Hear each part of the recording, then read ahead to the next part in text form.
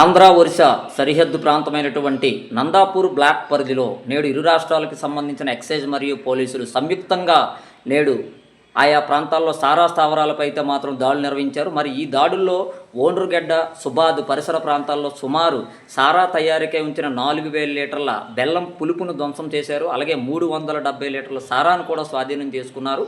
అయితే ఈ దాడుల్లో నందాపూర్ ఎక్సైజ్ శాఖ, అలాగే పాడువా పోలీసులు, అనకాపల్లి ఎన్ఫోర్స్మెంట్ సిబ్బంది, అలాగే Koraput flying squad, Paderu task force సిబ్బంది ఇందులో అయితే మాత్రం పాల్గొన్నారు. మరి అధికారులు ఇప్పటికే చెబుతున్నారు, మరి మీ పరిసర ప్రాంతాల్లో ఎక్కడైనా సరే సారా తయారీ ఎవరైనా చేస్తున్నారంటే తక్షణమే సమాచారం అందించాలని చెప్పని మరి కోరుతున్నారు. మరి దీనిపై సమాచారం అందించిన వారి పేర్లు కూడా గోప్యంగా ఉంచబడడం జరుగుతుందన్నారు. ఏది ఏమైనప్పటికీ కూడా మన ప్రాంతంలో సారా అనే పదం వినబడకుండా ఉంటే ఎన్నో జీవితాలు అయితే మాత్రం బాగుపడతాయనే చెప్పాలి.